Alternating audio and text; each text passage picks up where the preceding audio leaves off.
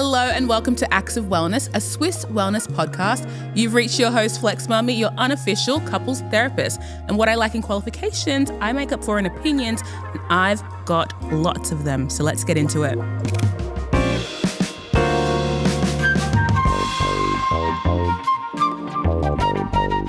Gather round, lovers, because today we're cozying up to an iconic Aussie duo to find out how their relationship really works. We'll hear the juicy stories that you won't find on their Instagram as we delve into how they hype each other up and bring each other right back down to earth. For our first timers, you're going to want to know about Acts of Wellness, aka the sixth new love language that means to love on someone in ways that support their health and well-being. Now, if you were as chronically online as I was during the 2024 Paris Olympics, these next guests will need no introduction. After taking Paris by storm with the infamous kangaroo hop, she quickly became the most talked about Olympian across the globe, all while her husband and her relationship garnered some unexpected attention too. Yes, you guessed it. Today's guests are the internet-breaking, virally sensational RayGun, aka Rachel Gunn, and her husband, coach, and fellow breakdancer, Sammy Free. We are here. Now, I know that some people believe in patient therapist confidentiality. I want to talk about our pre-consultation discussion. We did somatic movement, kinetic energy. Yes. We talked about the difference between support and help. How would you describe it? Support is being available and there, accessible. Help can sometimes be a little bit too much intervention. It's not necessarily on your terms. Ooh, would you say the same thing, Sammy? Yeah, I think that's pretty good. Support is kind of about helping them do it themselves. Yeah. Is another way to put it, rather than just doing it for them. Shall we get into our session? Yeah. I'd like to make sure we're all on the same page here. Yeah. You ready? I think so. Okay. Yeah. So how many years has it been? 17 years. Long service. Long service. I get it. I don't even know what I was like 17 years ago. And to have a witness there the whole time. Yeah, neither do we. Neither do we. It's, Do you know how you met? Is that still, is that a memory you have access to? I don't remember a time before Sam. So. Yeah, see? And he's not allowed to talk about the time before me. Don't do it. Or I will be writing more notes. Those are the dark before times. No, it was very romantic. Oh, yeah, it was very the origin romantic. story. Yeah. We met at an inbound call center. Yeah. So like those infomercials you see on morning TV. Yeah.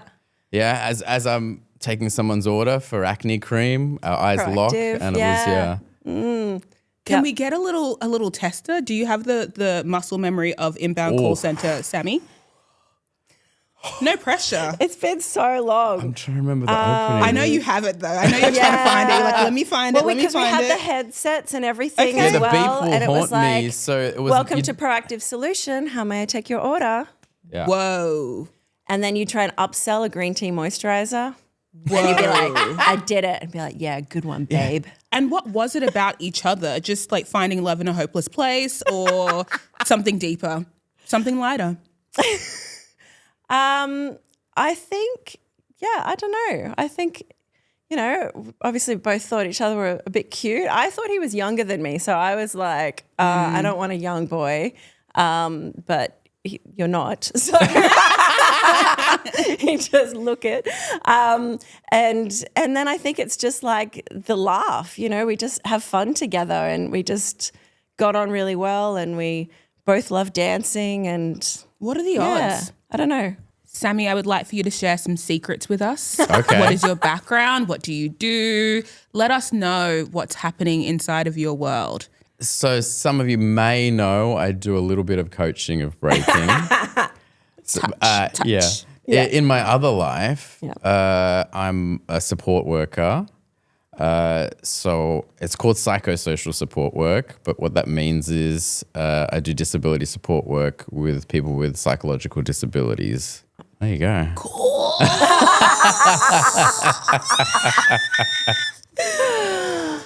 Anything else?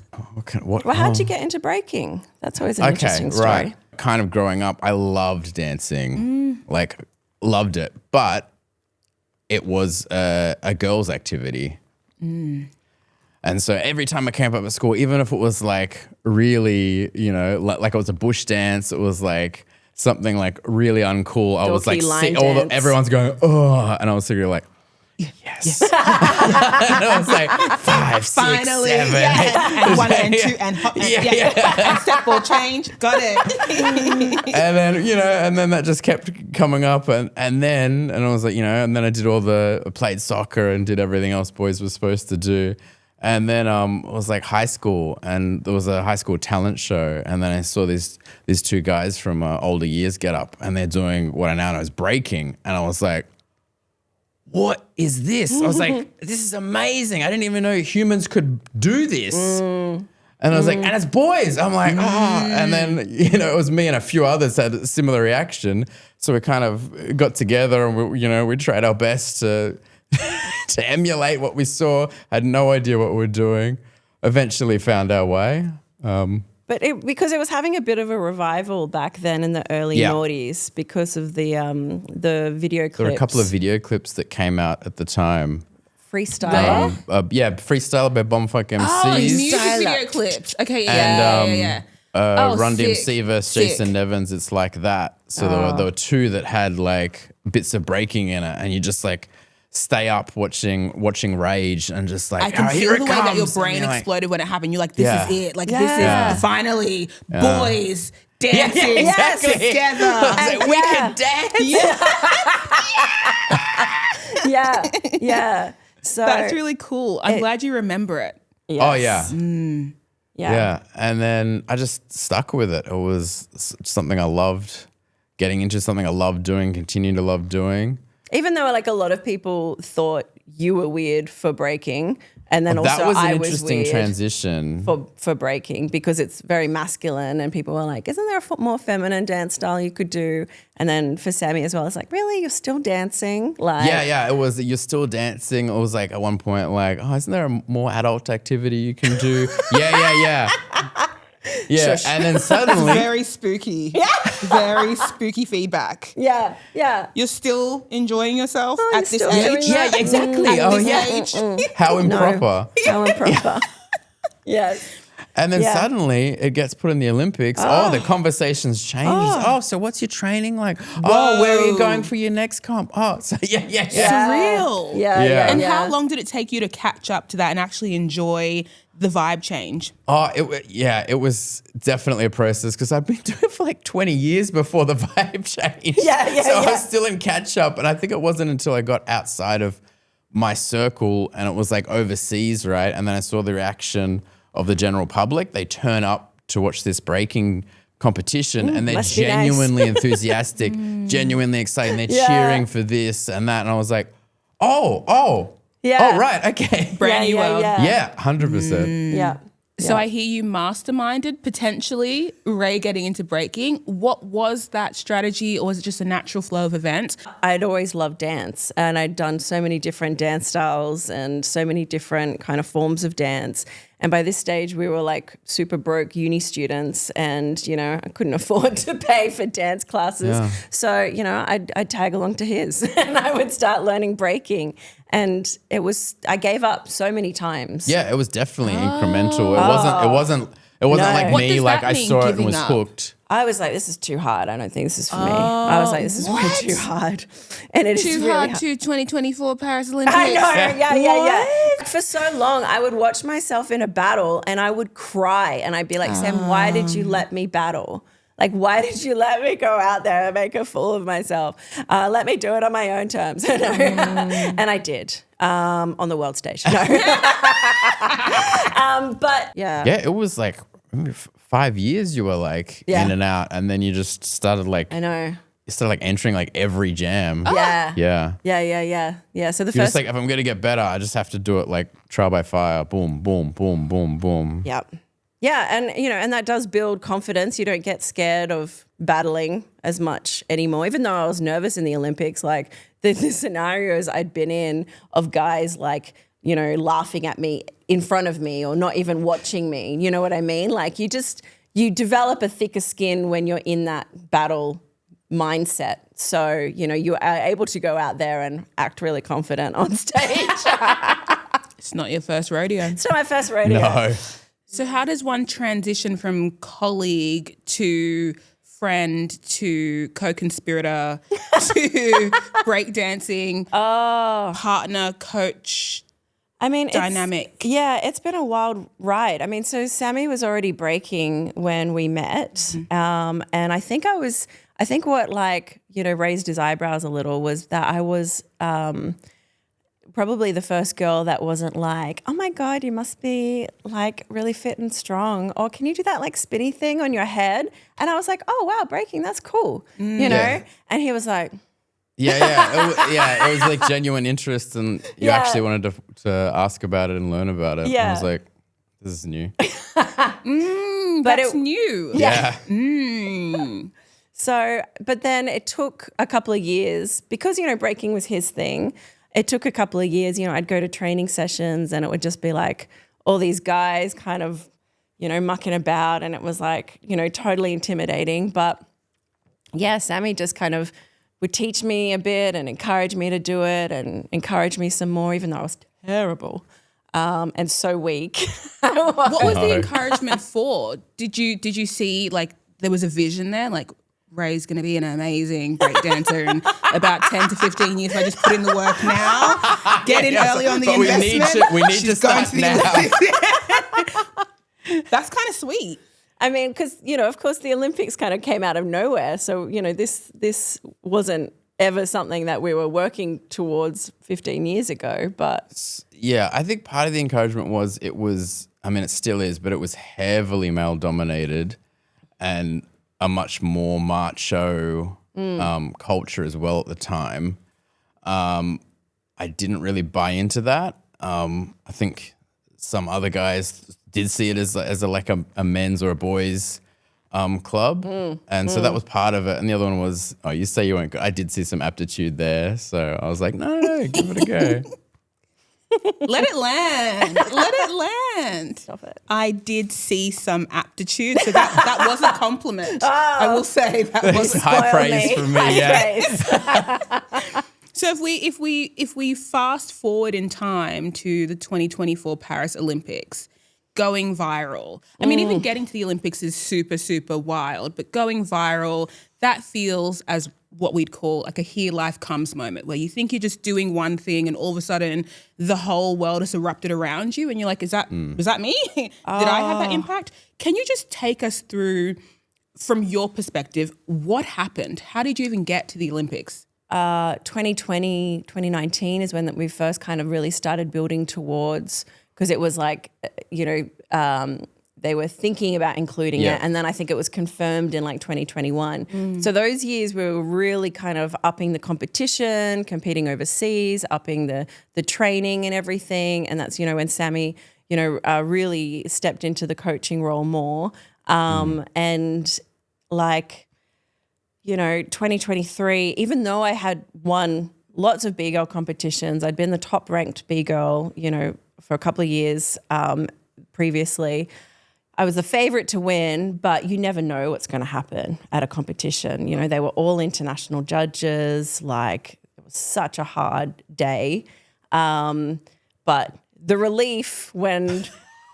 elation. And elation.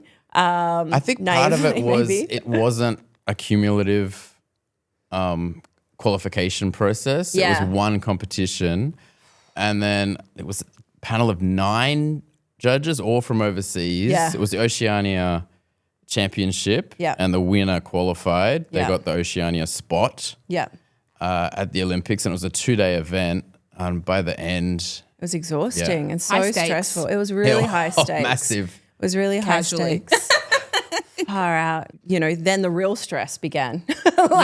Preparing for the Olympics. Immediately. So what was your welcome to the Olympic team moment? Yeah. Congratulations on your win. So you've won. Now follow with me for a piss test.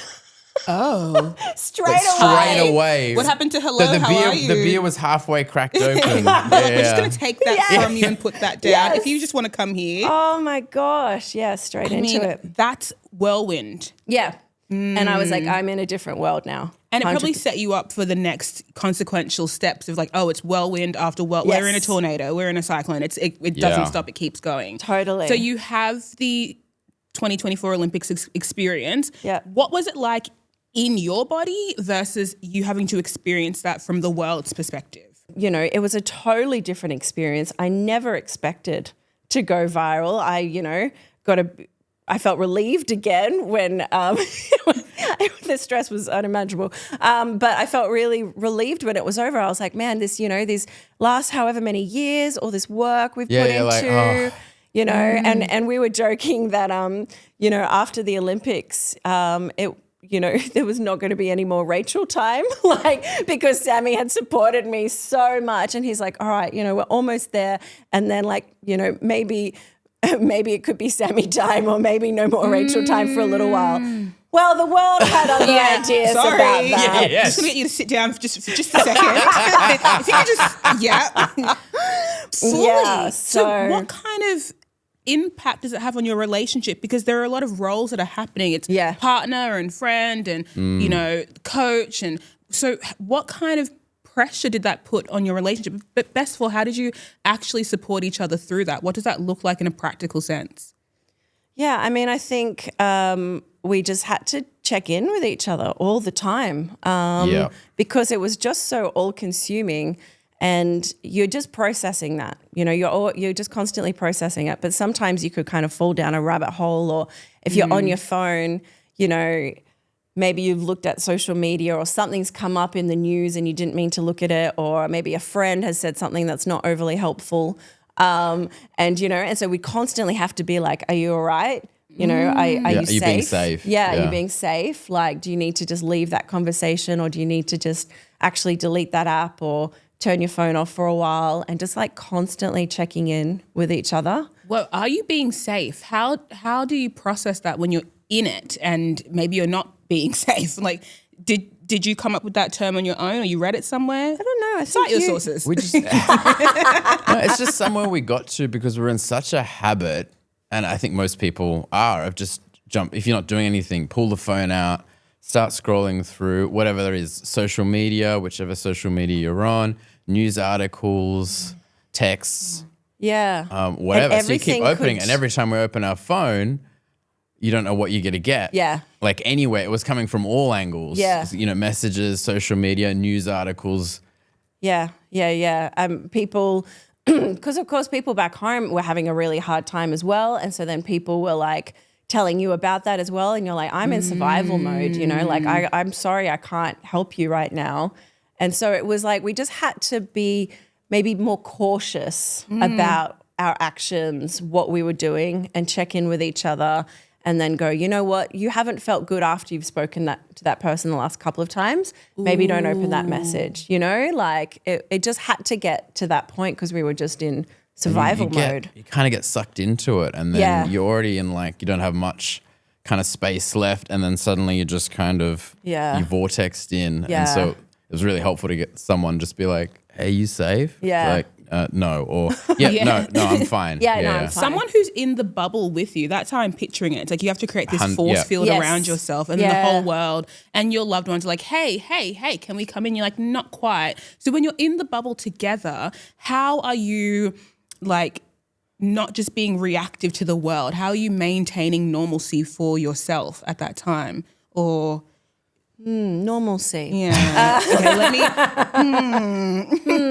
Words mean things. Well, that was. How are you just living and existing? Well, I think if I can kind of hold on to normalcy for a second, but we have to fast forward maybe 4 weeks. Happy to. So we can go back, but there was certainly a different experience for the first 3 or 4 weeks. We were in Europe anyway, and then we came home, and I went straight back into work, and I just didn't know what it was going to be like. Thankfully, I never thought I'd say this. The sense of normalcy was such a relief, so helpful, and it's something that I think was tough because it was so helpful to me, but it was something you didn't get. No. So it took a lot longer for me. Apart from that small bubble that I get, the rest has been adjusting to a new normal. Yeah. Yeah. But I think it did help staying in Europe longer, which is what we always plan to do, not kind of seeing my face everywhere on Australian TV, and just kind of having that distance from it all. And I think everyone there wasn't as emotionally invested. No, that's right. They weren't at that fever pitch. Yeah. They'd gotten it, but it was kind of fever pitch. And we had friends and family, trying to answer back and this, but people were not ready to listen. Yeah. Friends and family spent a lot of energy trying to explain things. And people just... No, that's not the case, actually. And they tried this way, they tried discussing, whichever way. Yeah, some people just were not willing to listen. Yeah, we call that commitment to misunderstanding. Oh. So sometimes I just have to kind of put up these beautifully paved brick walls between me and the world and say, you don't actually get it. Yeah. You don't actually get it. I don't actually have to get it. Yeah. How I like to phrase it is like, we exist in worlds where like we're surrounded by cookies anyway. So when silly things happen, we're like, oh, just let it be funny. Yeah. Which takes me to some of these viral moments that were actually funny. Yes. Some of them were funny. Oh my God. People are really creative out there. Yeah. I was amazed with the creativity. I was touched by the creativity. I was like, I can't believe that, we inspired this. Like that. It was amazing to have that impact on people's lives and to make people laugh in a joyful sense, and there was some hilarious memes. And it's exactly what you said before, right? Like you were like, the experience in the room was not what you all spliced together, MacGyvers. Spielberg. Yes. Yeah. Okay, wow. Either that topic just got really dry or I clearly need to wind down. I'm not joking, babe. It's not you, it's me. Your girl just needs a good nap. Luckily, I came prepared. Swisse Ulti Boost Calm and Sleep Gummies contain passion flower, traditionally used in Western herbal medicine to soothe the nerves and reduce restless sleep.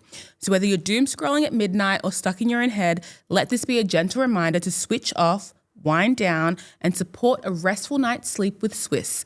Always read the label and follow the directions for use. Speaking of functioning on next to zero sleep and losing all concept of time, any parents out there got a little dream dodger struggling to go down at bedtime? Well, Swisse has got you. Introducing new Little Swisse Sleep Gummies for kids with chamomile, traditionally used in Western herbal medicine to reduce restless sleep. Support the nighttime wind down with new Little Swisse Sleep Gummies.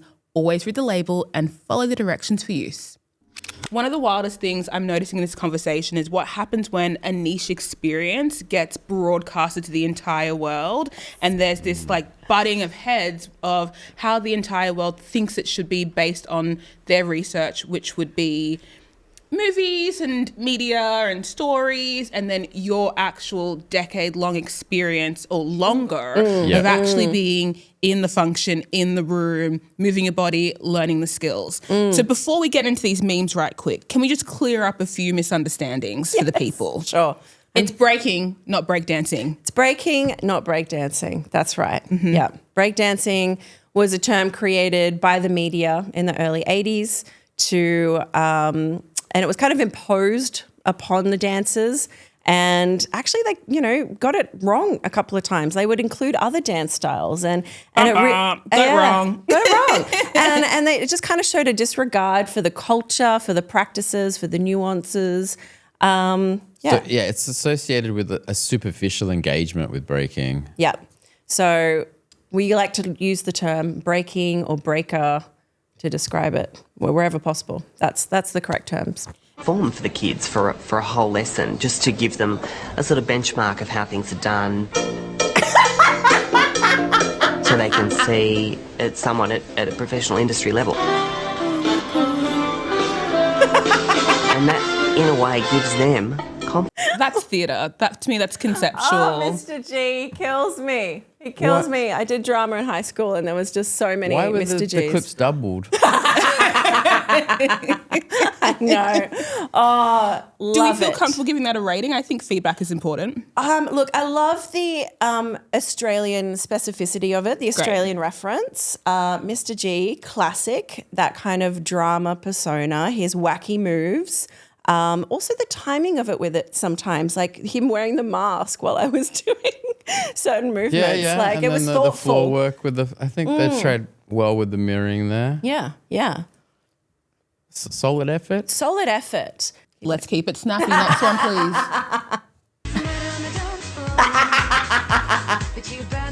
Oh my gosh. Amazing. I mean, they're just such fantastic dancers. I think a lot of people don't realize how good a dancer you need to be to make bad dancing look good. I was gonna say, I'm like, this feels.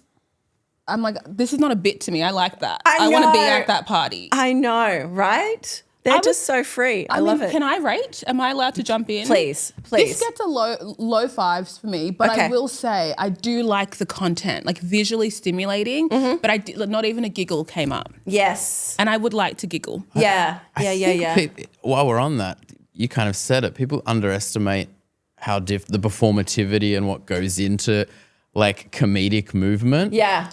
Yeah. Yes. Yeah. I don't even know what does go into that. If you pray tell. So much courage. 110% commitment. And that's the thing, like people are like, oh, but it was so funny. And I was like, I know it was funny. Like, that's okay for it to be entertaining. Yeah, it was tongue-in-cheek. It was a dance, you know? It's allowed to be entertaining. It's okay to be comedic. That's a breakthrough moment. Yeah.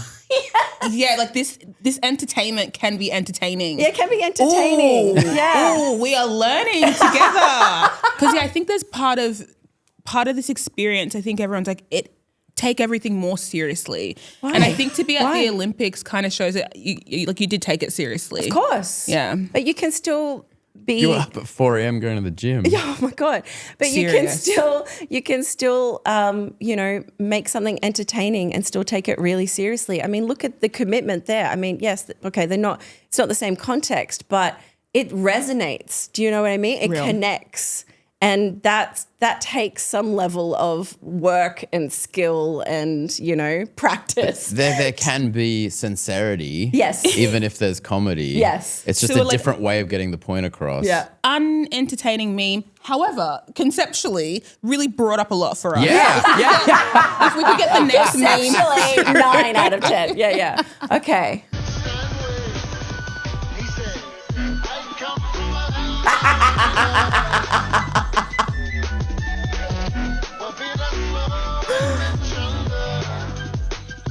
Culturally, yeah. I love that. Yeah. That makes a lot of sense for me. But it's funny because he's like digging it, but then he's like, I don't know, it kind of feels mismatched. I'm like, is that really how he reacted? Because that wasn't necessarily. Actually, he was there. Yeah, he opened breaking at the Olympics. It was amazing. Yeah. We got a selfie with him before we all went out. All us B-girls got a selfie with him. He had let's call it a staff. Yeah. A staff? A wand? It was a cane. A cane? Yes. A staff. Yeah. And he did like a 1, 2, and then he did a little like boogaloo wave and he hit it down he was like 1, 2, and then he went 3, and then the DJ played it and the MCs came in and they're like, yeah. And the game's begun. Yeah. Whoa. I know. Whoa. I know. Yeah. You had to be there. Yeah. Yeah, 100%. I think You had so. to be there. I think so. Okay, crank it, DJ. Yes. Oh, yeah. Oh, yes. I love that because I love the confidence. I love how they've used some of my moves or expressions into this new context that's so relatable. I really have found joy in a lot of these types of memes. I love the way you phrase that because the lecture is coming out. So what I love that they did there was they juxtaposed the hyperstition of with. I mean, and it's true. Yes. Because I felt something immediately. Yeah, it was immediately relatable. That kind of everyday context, the office, the open plan office, where everyone's like, what time's she coming in? I mean, I went into lecturer mode because I have actually been marking essays on memes for the last couple of weeks. And that's okay. Yes. That's okay to reveal that. It's been amazing. So, it's been wild kind of going into memes. My colleague even actually sent me, he teaches in a different unit, but first year media studies, memes are a really important part of our media and cultural landscape now. It's important that we teach students how to critically engage with them. Anyway, he sent me a screenshot of an assessment and I was in the meme and I was like, he's like, you're in assessments now. And I was like, this is crazy. Like, it's pretty meta. Yeah. This, like all of this right now, I we're know. in the future. This is what we were warned about. Yes, we're in the future. It's happening. It's happening right now. Yes. Well, thank you for sharing. I appreciate that. Right.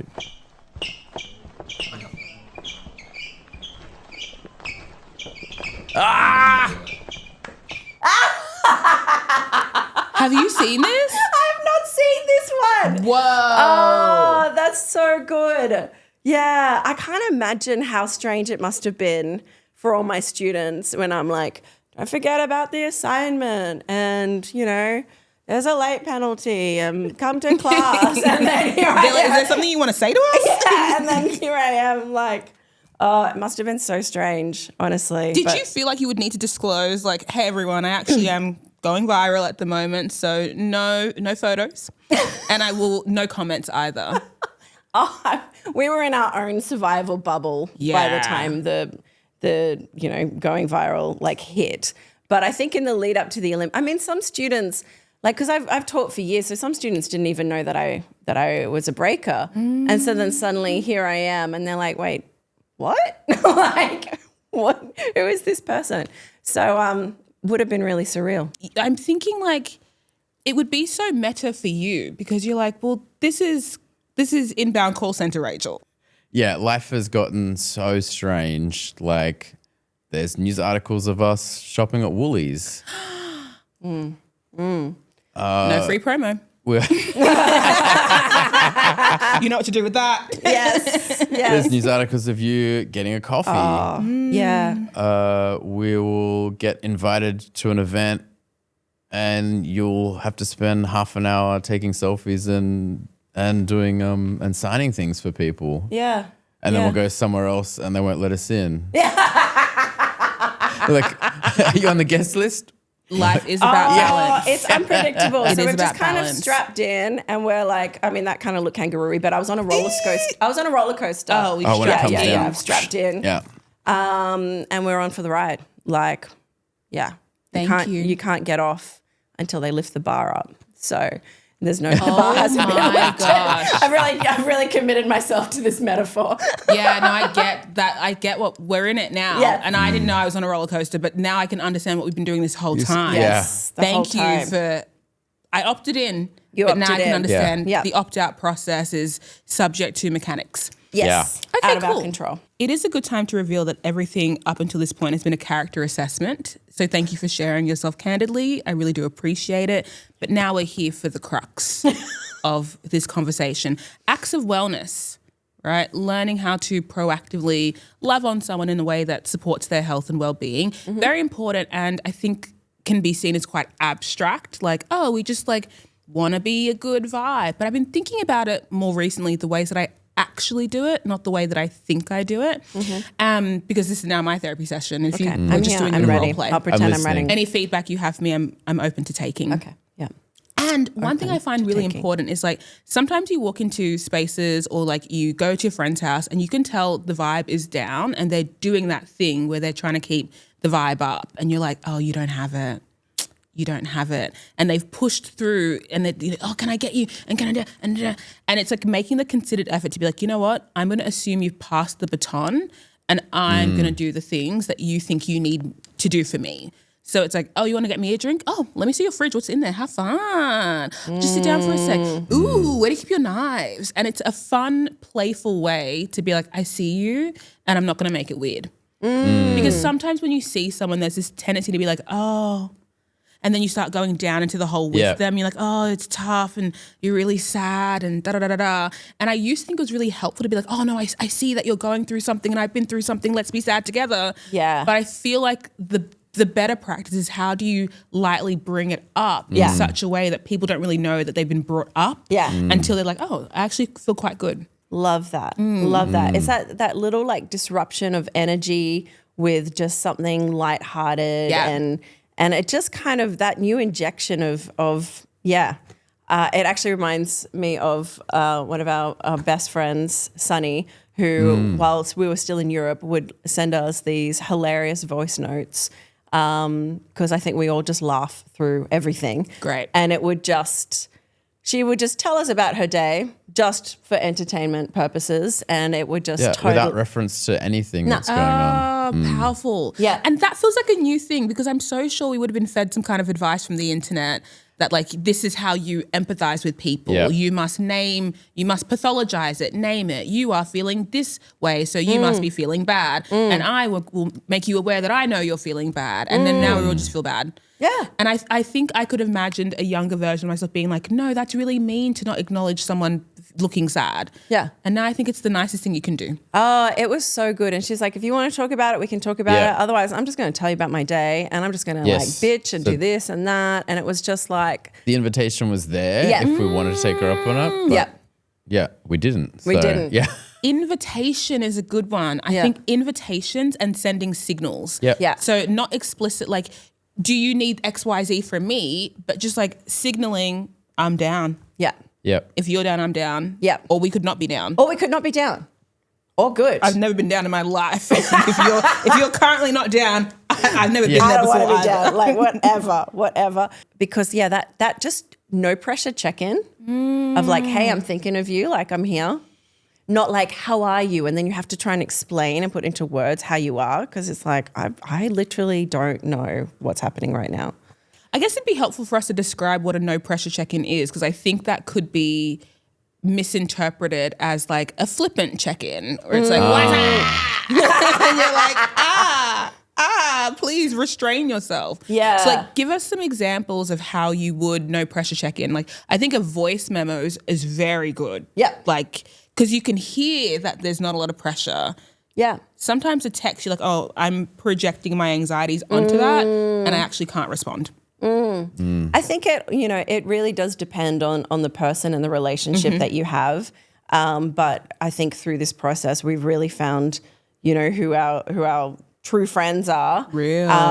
There were a few heartbreaks and disappointments when, people didn't act the way that we thought they would. But we've certainly gotten closer to some people and they just, they'll either send us a voice note and be like, been thinking about you a lot, hope you're going like okay and like surviving this crazy time. Let me know what you're up to if you want. This is what I'm up to. And then sometimes we like just wouldn't reply. We'd leave them on scene, not on purpose. We just, We just didn't have the capacity for anything else. A month later or something, they just send us another one. And it was just like, and it's just been so nice having those people just reaching out, just being like, thinking of you, like I'm here. Happy to just also not talk about that though. Do you know what I mean? And share what's going on in my life. I'd love to hear what's going on in yours, but also like you don't have to reply. Like, yeah. It's a new vocabulary, right? To figure out how to like number one, use our interpersonal skills as tools. So I've been thinking a lot about empathy as a tool because like it can be tricky to over empathize with everyone and everything at the same time. And then you become quite ineffective at it. You're just like throwing empathy balls everywhere and you're like, catch. And everyone's like, oh, it's too much. Like, I don't want to catch that. Like, I don't want that right now. So I'm like, okay, that's something. And another thing I've been trying is like, hearing people before I try and feel them. Because I feel like some people have the tendency to be like, I want to feel you first. Oh, I feel that. Oh, I feel like something's going on. It's like, if you can just hear what people are saying, sometimes it's not a cry for help. Yes. Sometimes it's just a conversation. Yes. Sometimes it's just an update. Yeah. Work was hard. Yeah. Yes. Oh, but Yeah. Uh-oh. Yeah. Does this person have a hard job? Yeah. Maybe this is just information. It's just life, Yeah. Sometimes work is hard, and it doesn't need fixing. You don't need to change your career necessarily. You can just, you had a bad day and that's okay. And I think allowing people to have their feelings and not trying to fix it, like particularly negative feelings, like you're upset or, you're frustrated or whatever, like you're allowed to feel that way. Like, you don't have to be like talked out of that space. Yeah. That's been like a huge thing I've feel like I've learned. Yeah, lately. especially like with us negotiating, because sometimes we wouldn't be in the same frame of mind. I think sometimes, we would be like, okay, well, what is it that, let's say it was a weekend. What is it that we're going to do today? Are we just going to veg on the couch and just like, have some chocolate and ice cream and, is it one of those days, Or do we go outside in the sunshine and let's, go to a art gallery or go to the park or go for a drive somewhere, and it's like finding something in the middle that we can do together. And that might, it's not necessarily about bringing one person up out of the funk or whatever. It's just kind of reminding each other that we're on this journey together. And, and maybe we go out and we're like, I really just, do you want to go home? Yeah, let's just go home. Yeah. So it's just about, I think, being open to different options of how you're dealing with how you're feeling.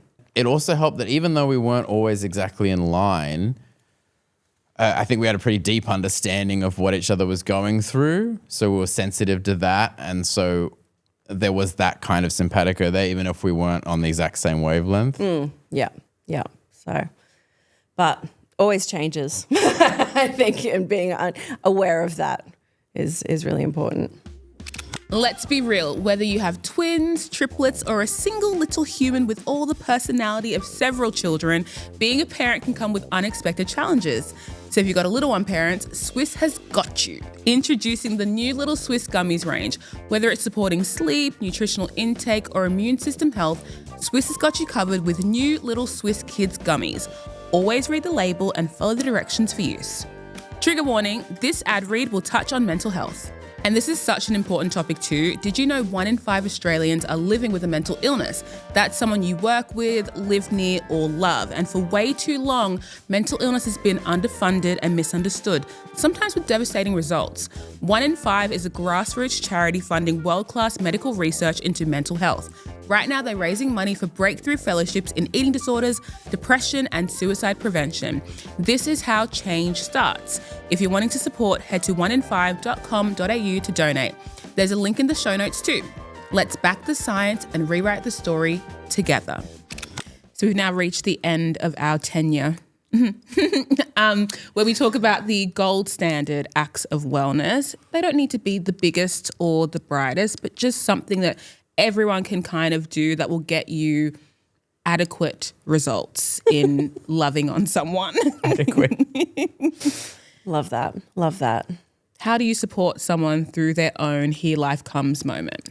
Not trying to fix the situation, not trying to like make them feel something that they don't want to feel, and just showing that you're available for them. That's gold standard. I think that's gold standard. Yeah. Yeah, I think attempting to meet them where they're at. Oh, yeah. Like you can go, oh, you used to do this, you used to do that, or I wish you did this, or so-and-so's partner does this for them. I was like, this is none of that. And it's not the same relationship. It's not the same person than it was before. Try to meet people where they're at. And it can be small things, like you said, making tea. Oh, I have the capacity to take the garbage out now. I'll do it, instead of going, you didn't take the garbage out last night. Yeah. And so sometimes like you will do more housework or life admin or social, connections and stuff like that because the other person just doesn't have that capacity. And I think it's really important in relationships to know that sometimes you're going to be the one doing more to support the other person. And that could be for a day, that could be for a week, that could be for a few years. But, like every relationship is different. And I think so much advice is out there, particularly on Instagram and online about, your partner should do this and men should also do this and women should also do this. And it's just like everyone's different and you got to find that give and take within yourselves. And that can also change. You've got to be ready for that to change and be flexible to that. I call it learning people's language. Yeah. Because language can be like there's grammar and syntax and inferring and implying and what do they use in what instance for what reason. Yeah. Some people use humor to mask other stuff. Some people are really direct. I'm like, that's a language barrier there. Yeah. let's Totally. just figure that Totally. out. Yeah. So what happens now? Like what's going on? More breaking, less breaking? Yeah, look, it's been nice. Like we've been training a lot more, and I've even like had some sessions with our crew as well, which has been really good. Of refinding like the love and the joy and the no pressureness of breaking, because it had been like such a high pressure thing for so long. But yeah, and there's a few other fun little things on the cards for people to watch out for. Yeah, watch this space. Cool. Yeah. And Sammy? Yeah, I think in terms of breaking, similar. It went from like something that was like medicine to then it shifted into something else, and there were pros and cons of that. But then it's been so nice stepping away from that space, away from the competitions or that type of competition space, and back into trying to find it as medicine again, trying to enjoy the social aspect, the creative aspect, the community aspect. Yeah. It makes my heart feel really good. Because dancing's fun. Like, honestly, Yeah. more people should When, dance. Yeah, when did we forget that? Yeah. Morning and night, just a little something. Yeah. Just your own choreo. Yeah. And people are like, oh, no, but I'm not a good dancer. I don't care. Does not matter. Just dance. It's Or you good could be for if the you tried soul. harder. Oh, yeah. You could be if you did it every day. You know, there's also that. Everything. Wake up. Wake up, 4 a.m., go to the gym, come back in the dance studio. Get in the room. You know, Again, No excuses. Again. options. Just Yeah. saying that, just putting it out there. Well, Yeah. thank you so much for coming and sharing your wisdom. Oh my gosh, it's been great. I just It has been though. no, this has just been an absolute pleasure. It's been so much fun, and it's been great to have this opportunity to speak to so many things and to share our story a bit and to laugh, because that's really important. Anything from you? No, awesome. Well done, team. How do therapists end their sessions? I think a giant tick. Oh, okay. Yeah. I think just like gold stars. Yeah, we got Yeah. any gold Well, stars? you don't even have to come back. I think that's how good we Yeah. were. Oh, Therapy. wow. You don't have That's to- we've completed therapy. We've done- completed therapy. I think We've you- I won think you get therapy. Yay. Congratulations.